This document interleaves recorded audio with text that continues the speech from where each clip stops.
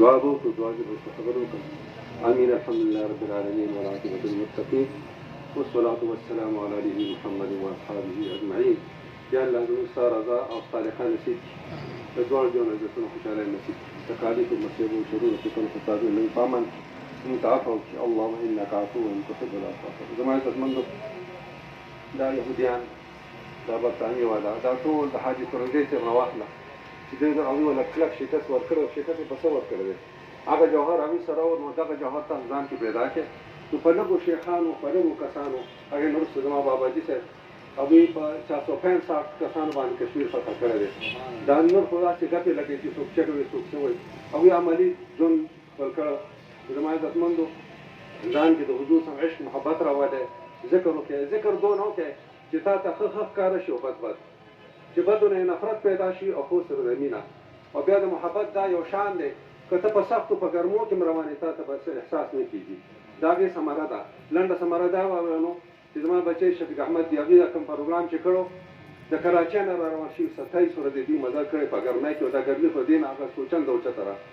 هغوی ځان را رسولې، هغوی په ګرمۍ نه دي خبر شوي او همدغه شان تیز را روان. د حضور د محبت نه دا نه دغه کېږي او دا امتحانونه په موږ راځي، د هغوی په موږ باندې کوي. تاسو دې څه سوچ وکړئ، بنیادي سوچ وکړئ. تاسو وخت سره چغه وهئ. تاسو وګورئ چې د سعودي عربو ټول څونه امارات دي، څونه عربي ملکونه دي، دغې برطانیې د هغوی نه پټکې لرې کړو. پټکې خو تاج د عربو، دا پټکې ته لرې کړو او هغوی ته څه په سر کړو؟ هغوی ته رومیان په سر کړو، لوپټۍ ورته ورکوټې په سر کړه او د پاسه بیا څه په سر وي؟ هغه شی ورته په سر وي چې هغوی به مخکې د اوښانو سفرې کولې، چې کوم ځای کې به یې پړاو کولې، اوښ پرې ته به یې یو توره دغه اچوله، بیا څه شان اچوله، منجیله به یې اچوله، هغه منجیله وله سر ته وخېږوله، امامانو ته هغه منجیله ته پټکې ته لر کړو. دا څونه لوی توهین او بېعزتي په اسلام کې څونه کمی رالو چې د امام او د مقتدي پته ونه لګي چې بس عام شي. بیا هغه شی را روان هلته خو دلته زمونږ صاحبان مفتیانو په پټکي باندې ډېر تقریرونه کول چې دې ډېر فضیلت دی او د دې فضیلت مقتدیانو ته رسي، دوی نه پټکې لرې کړو، ټوپۍ په سر چې څوک چوړم نه کوي. دا زموږ څونه کمی را په منځونو کې. بیا دویمه خبره د هغه وخت نه شروع ده، دا زواد تاسو ته په هلته عربۍ کې ووایه چې صبر وایي که نه وایي. او زاد زمونږ ژبه کې ته ولې داسې تحریف دی؟ نو زما عزتمندو یو یې زواد داسې کوله زوالي نه کړه چې د یهودیانو ته خیرې نه کېږي، چې دا منځونه هم فاسد شي او خیرې نه کېږي. هغوی مونږ کې بنیادي کار کوي، یو شان عالمان خپل جوړ کړي دي او لګیا دي مخرجونه لټوي. او د تقریبا عرب مصر ترک چې څونه عربي ملکونه دي هغه تاسو وګورئ، اولد ګوالین به وي، ښه مزېدار حرمین شریفان ټول دې کې دوی دا ازواج اوس نوی شروع کړی دی. تقریبا د اقرا سکول کې ماشومانو ته یې شروع کړی دی. ماشومان مونږ له خرابوي. دا کمزوری چې مونږ کې راشي په مونږ به مختلف امتحانات راځي. دا چې اوس قرآن مجید نو بیا به سوځي چا کې ایمانت غیرت په چا کې نه وي چې څوک په هغې غیرت وکړي. غیرت هم په دې ختم کړو، حیا هم په دې ختمه کړه. دوی چې دی په نېټ باندې فحاشي عریاني چې حیا نیم ایمان دی، هغه نیم ایمان یې ولې ختم کړو. هغه 24 ګنټې ماشومانو کې لګیا دي، لویان پرې لګیا دي، دوی به څنګه چغه د خلاف او د شریعت یو شان دې پرې لګیا دي، نو هغه ایمان یې زموږ سلب کړو. نو زما عزتمندو که مونږ لږ کسو کو دې مردارو سره چې دا نه ګورو او خپل ژوند داسې کړو چې کله مونږ وده کېږو هم په ذکر وده شو، او چې بیا د مانځه نه مخکې پاڅېږو څو رکعاته مونځ کولی شو، نو تاسو خپل ژوند د خپل بچو بیا به رحمتونه برکتونه دا امتحانات بیا نه وي. دا امتحانات په دې دي چې دا الله تعالی عذاب په مونږ باندې وروي. یو انسان چې خپله خراب وي پلارو، نو هغه بچي به پلار عذابوي، هغه خپله ټیک نه دی. که دې خپله ټیکه بچي به یې قدر کوي. زما عزتمندو بنیادي سوچ وکړئ. تاسو به لیدلي د ختم نبوت موقع راغلې، صرف دا رمضان زموږ لږ صفا و، دې کې هم څه سزاګانې ونه خوړې. او نور تاسو وګورئ چې کله ختم نبوت موقع راغلي دي، نو دا ټول علما چې څومره ختم نبوت کانفرنس یې کوي هغه ټول ودی چې کله هغه امتحان تېر شي، دوی بیا ختم نبوت کانفرنس کوي او لوی لوی پروګرامونه کوي، چندې کوي، خو هله یې کوي چې هغه موقع تېره شي. نو زما عزتمندو لږ سوچ وکړئ، بنیادي سوچ وکړئ، نو تاسو بیا نه غلطېږئ. چې مشران هم څه کوم عمل نه وړي، حضور ته نږدې و، هغه بهتره خلک وو، په هغې باندې لاړ شئ. اوس نوي کسان راځي تراویح نشته دی او تراویح دونه دی او دونه دی او لمونځونه دې څه ضرورت دی او دا شته نه، دا خبرې دي. زمونږ یو ساعت دونه قیمتي ده چې موږ الله یاد کړو. یعنې 24 ګنټې که موږ دا وخت موږ نه پوره کېږي او بیا دې زموږ دغه وخت ضایع کوي. نو زما عزتمندو دا امتحانات ځکه موږ په دې راځي چې مونږ کې دا غیرت ایمانی نشته دی که مونږ کې د حضور محبت رالو نو دونه وکړئ چې ذکر دونه وکړئ چې تا ته ښه ښکاره شي بس درود دونه ووایه چې تا حضور سره مینه پیدا شي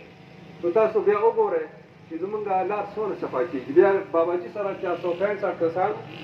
په 465 کسانو باندې ځان سره کفنونه اغوستي وو فونج او سرینګر اغوستی وو اوس بې شمېره تنظیمونه یو عین ځای نشي اغوستی د دې دا برکت دی حاجي تورنګی سره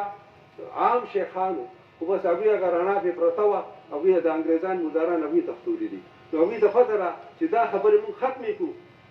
دا تقوا دا پرهیز ختم کړو مونږ ته دوی حاضر هم نه دي نو تاسو ګوره اسلام جهاد پکې نشته او د دلیل هم درکوي چې یو مسلمان کې بهتره که داسې غلط د حضور خلاف لګیا دي نو زما عزتمندو خپل ځانونه وپېژنئ خپل ژوند صفا کړئ ژوند کې استغفار 313 دا داسې عمل دی 313 کې کمال دی چې زموږ سینې صفا شي نو موږ له به عبادت خوند راکوي او که موږ داسې ډېر لګیا یو نو بس ذهن هم یو دی او لګیا یاستې په خوله باندې لګیا یو نو زما عزتمندو استغفار ذکر درود دا درې داسې جوهر دي چې دا عمل ته کې نو ته بیا نه غلطېږي که تا ته د هغه یو مفتي فاسد راشي او تا ته غلطه عقیده بیانوي ستا ذهن جوړوي ستا زړه به یې نه مني نو زما عزتمندو دننه ځان جوړ کړې استغفار ډېر ووایه ذکر ووایه درود شریف بیا عمل په دې باندې وکړئ چې حضور ته کوم زاړه علما دي زه ګوره حاجي تورنګی صاحب نه وروسته خپل باباجي منم چې هغوی په 465 کسانو هغې نه وروسته خادم حسین صاحب تاسو وګورئ هغوی د ټولې دنیا ټول زړونو کې هغوی یره خلکو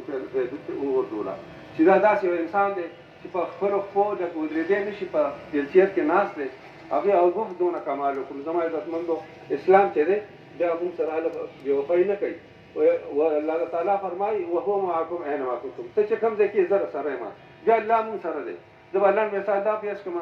چې میرزا سکندر چې مشرقي مغربي صدر و باباجي ګریوان ته لاس واچولو